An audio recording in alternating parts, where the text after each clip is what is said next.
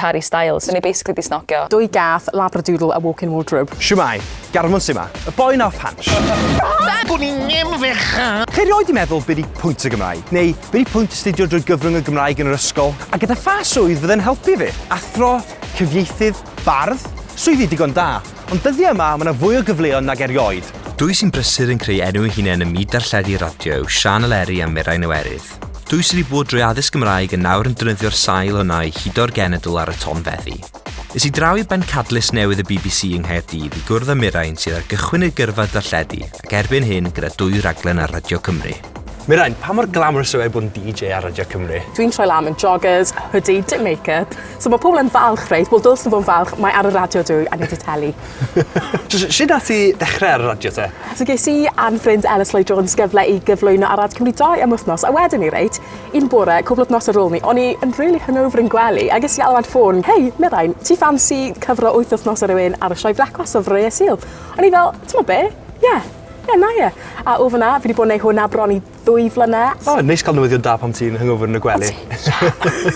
A fi'n really caru neud o, fel gallwn ni byth dychmygu ni'n an yn neud swydd arall, ti'n mo? Ti wedi bod drwy system addysg Gymraeg a ti nawr yn astudio Cymraeg yn y brifysgol. Ti'n credu bod astudio drwy'r gyfrwng yma di roi'r hyder i ti fod ar y radio? Fi'n meddwl bod, i fod yn onest, achos mae astudio iaith, unrhyw iaith, yn enwedig y Gymraeg yng Nghymru, yn rhoi'r hyder yma i ti allu mynegu dinan yn glir ac yn hyderus trwy gyfrwng y Gymraeg, boed hynny ar lafar neu yn ysgrifenedig. Fel, sa'n meddwl byddwn ni'n teimlo cweit yr un mor hyderus jyst yn siarad i eitha lot o bobl 2 wythnos heblaw bod fi wedi cael falle profiadau yna o siarad mewn grŵp wrth astudio nofel neu ddrama neu unrhyw beth. So mae wir yn gosod y seiliau yna i chi allu adeiladu ar bethau a wir dod yn hyderus wrth i chi trafod a byw trwy gyfrwng y Gymraeg. Pam nes ti astudio'r Gymraeg? Beth y peth gorau am y pwnc yma? Fi'n meddwl jyst yr amrywiaeth oedd y pwnc yn cynnig i fi o ran yr iaith, y gramadeg, y llenyddiaeth. O'n i'n cael bach o bopeth. So a fi'n cofio wneud yn lefel Tygau, o'n i fel, reit, mae rai fi ddysgu mwy, oedd jyst y chwant yma. A fi'n teimlo fel nath wneud y cwrs lefel A, fel ateb yng ngalw i o beth o'n i angen a beth o'n i moyn mas o'r cwrs. Sa'n meddwl bod pobl yn sylweddoli am y llaeth pŵer llenyddiaeth. Fel mae llenyddiaeth fel yn gosod rhyw fath o seiliau i'n hunaniaeth a mae llenyddiaeth yn cerddi ni cael ei ysgrifennu gan bobl ar draws gymaint o ganrifoedd, ar draws gymaint o genedlaethau. Mae dal yn berthnasol i ni fel plant, beth o'n i, 17 ar y pryd mewn ystafell ddosbarth yn Crymych. So mae'r negesio mor oesol yn y cerddi ma'n i'n dysgu. Ti'n mynd ymlaen nawr i astudio Gymraeg fel gradd. Beth yw'r gwahaniaeth rhwng astudio yna ar ysgol? Wedyn ni y prif beth yw y dewis ti'n cael, a'n enwedig nawr bod fi yn rydydd blwyddyn, dwi sy'n cael ryddid llwyr ys bod ni'n treiddio tir ar unrhyw bwnc dwi'n moyn. So dwi wedi mynd am hunaniaeth Gymreig a fel mae hwnna yn cael ei ymlygu trwy gerddoriaeth Cymraeg cyfoes. Felly mae yna ystrydeb ynglyn â astudio'r Gymraeg bod ti'n stuck mewn rhyw archif yn edrych ar rhyw scrolls o'r canol oesoedd, ond ti'n dweud bod yna lot o bethau cyfoes i'w wneud gyda'r bwnc? Pan ni'n dewis falle lefel A, ni'n meddwl, ydw i rili moyn astudio'r Gymraeg, jyst edrych nôl ar hanes o hwn, sa'n gweld siw mae'n berthnasol i ni heddi. Ond ma'n hanes ni a'n diwylliant ni a'n iaith, a'r diwylliant sy'n gysylltiedig â hanes yr iaith, mor bwysig i allu symud mlaen i astudio pethau mwy cyfoes, a yn sicr gathon ni'r cyfle i astudio'r pethau cyfoes yma yn lefel A. A 100% yn y brifysgol, mae bron iawn pob dim ni'n astudio, neu dwi'n astudio, yn bethau weddol y gyfoes, a mae mor braf cael wneud, a mae mor bwysig i ni allu, dim edrych ar yn dyfodol a hanes a diwylliant yr iaith fel rhywbeth llwm a boring, o fel rhywbeth sy'n gallu fel, ni'n gallu defnyddio ein gwthio ni mlaen mewn ffordd rili cyffroes. Mae'n fyw ac mae'n gyfoes a mae'n hyderus. Lle ti'n gweld ei hun mewn 10 mlynedd te? Falle yn parhau wneud lot o'r pethau fi'n wneud, ond gyda 2 gath, labradoodle a walk-in wardrobe. A gradd yn y Gymraeg? A gradd yn y Gymraeg. Gobeithio, touch wood. Ar ôl fi dwrio drwy'n wardrobe, es i lawr i Lundain i gwrdd â Sian Eleri. Mae Sian yn cyflwyno nifer o raglenni ar Radio 1 gan gynnwys Radio 1's Chillest Show.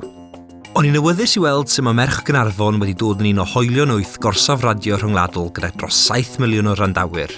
Croeso Garmon i Radio 1. Waw, mae'n ffantastig. Cool, ni? So, gymaint o bobl famous sydd wedi cerdded lawr union y cama o ti rwan. A mynd trwad i'r live lounge ffordd hyn, a mae gennym ni cwpl o studios. So, mae'n cwpl o bobl ar yr awyr ar hyn o bryd rhwng Radio 1 Extra yn fyma, gen ti Asian Network yn fanna, a dyn ni gyd yn rhannu yr un lle. Dyma ni! Croeso! Wow! Cool, ydy? So fyma dwi'n gwario bob dy Sul. Sta'n pinch ydi hyn, mae'n brilliant, Mae'n unbelievable. Mae'n un o'r llefydd yna. Hyd yn oed beth mae'n mood lighting yn eich di deimlo'n cool. Fatha, waw, dwi'n neud job really smart. Chilio ti allan. Oedd y lle i weld yn eitha impresif. Nath neu fi feddwl. Fi wedi gwneud bach o DJ a cyflwyno, pam bod fi ddim yn cymysgu gyda'r enwogion yma i gyd? Be fi'n ein wrong? Ti'n rhaid lws, gen ti'n face for radio, dyna di'r issue, dwi'n meddwl. Na, mae'n nuts gael neud y job fi'n cael neud. Mae'n hollol unbelievable, really. Fedra'n coelio bod fi'n cael gwneud rhywbeth mor stupid bob dydd a gallu dweud bod fi'n cael yn halu neud o. Fatha gallu mynd i'r Brits efo'r job ma. Oedd bor fi reit wrth ochr Harry Styles, a dwi'n cofio, iawn, rhwng chdi a fi, oedd un o'r pethau mwyaf hirt a ddigwydd ar y noson. Oedd dwi'n cofio just sbio rownd y stafell, mynd, waw, mae hyn just yn surreal. Just hogan bach Cymraeg yn yr stafell anferth ma, llawn bobl diarth. A dwi'n cofio tra ni'n just yn sganio'r stafell, yn cymryd efo fewn. Dwi'n cofio just dal llygyd Harry Styles tra oedd o'n ista na, a nath o sbio arno fi, a nath oh my god, dwi'n gwybod beth i wneud, beth dwi wedi wneud. So just mynd, Glen, a dyna nath o wenu nôl yna fi. Mae'n ffordd rili cynnas ac anwyl, a ni waw, dyn ni basically di snogio yn ganol ar y bwrdd, mae'n amazing. Gys ti ddadysgu drwy'r Gymraeg i gyd, siwt sail mae hyn di roi i ti? Mae di gael effaith mor anferth ar lle ydw i rwan o gallu just dysgu am y job yn y Gymraeg efo Radio Cymru. Mae di roi gymaint o hyder i fi allu teimlo fatha bod fi'n gwybod beth dwi'n neud. Mae'r syniad o gallu just defnyddio Cymraeg fel rhan o'n hunaniaeth i yn rhan mor allweddol o sut dwi'n cyflwyno.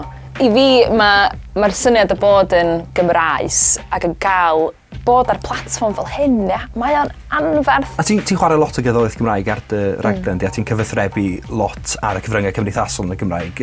Pa fath o fel adbort ti'n cael? Oh, wicked. Mae gen ti pobl sydd yn dweud, wow, what's this language? I've never heard of this before. Ti bod tro'n cael ymateb positif. Dwi roed i gael un negyddol o blaen. A dwi jyst yn gobeithio, but hyd yn oed gallu jyst roed sprinkles bach yma ac acw o stwff Cymraeg fewn i Radio 1 yn gallu jyst gwneud mymryn bach o exposure sydd yn lyflu. Mae lot o Gymru dros blynyddoedd di gweithio yn Radio 1. Pwy sydd wedi dylanwadu ti?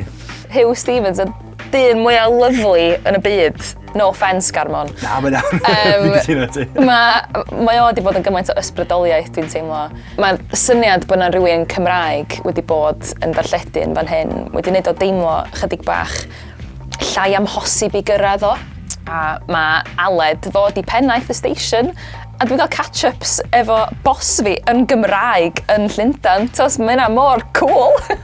A maen nhw jyst yn dallt chdi ar lefel mor wahanol. A mae bron mae'r cysylltna na ti'n cael efo pobl arall Cymraeg, hyd yn oed os ti'n nabod nhw, yn gallu teimlo fatha rhywbeth mor agos. Yn enwedig os wyt ti'n byw allan o Gymru. Mae'n rhywle sy'n gallu bod yn ofnadwy o intimidating, bod chdi'n darlledu cannoedd ar filoedd o bobl. Be fes ti'n dweud i rywun sy'n 16 sydd ddim yn gwybod be maen nhw eisiau gwneud yn yr ysgol? Mae cael addysg yn y Gymraeg yn beth hynod bositif yn dydi?